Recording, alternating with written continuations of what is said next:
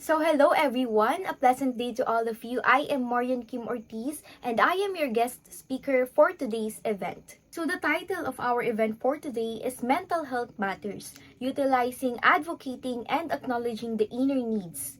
So I have here a folder and this folder contains my proposal essay and we will discuss this right at this very moment. In our society, talking about mental health is not yet an interesting topic for most individuals, especially the elderly.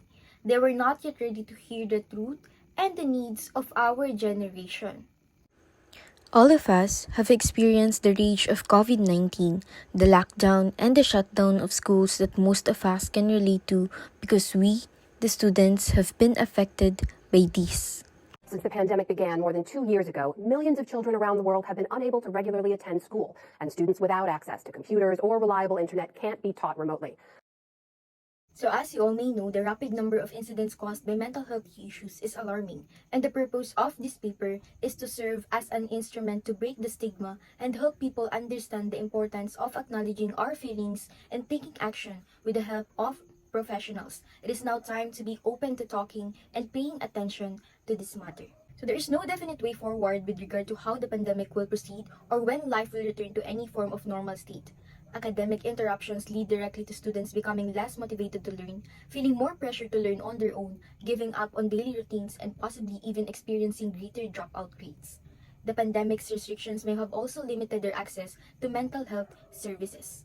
During the pandemic, the only way for us to cope with this mental health issue is to build an online student community, such as virtual seminars, online counseling, and social media platforms, which is easy and affordable.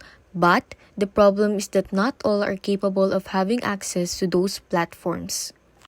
It's therefore with great hope that I declare COVID-19 over as a global health emergency. At the moment when the world is slowly healing from the crisis that occurred, having a normal life is also slowly coming back. But there were implications that the pandemic left for students' well-being. Being on lockdown for years has caused mental health issues for some of the individuals. Going back to my first statement, the purpose of this paper is to propose a solution. The rural health unit of every local government should not only focus on the physical well-being of the citizens, but they also need to pay attention to the psychological well-being of every individual. Having professionals such as psychiatrists and psychologists that are accessible to everyone in the said community, especially those who are not capable of paying private hospitals, should be implemented by the government.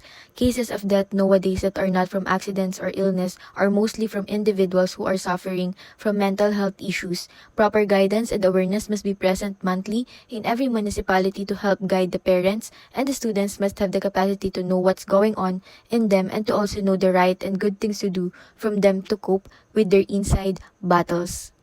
So guys, acknowledging and doing something about the unseen enemies that keep disturbing the peace in our system are always valid and should always be acceptable. People around us should stop turning blind and they must open their eyes to see this serious matter. It is now time to also put focus on the psychological well-being that is constantly ignored.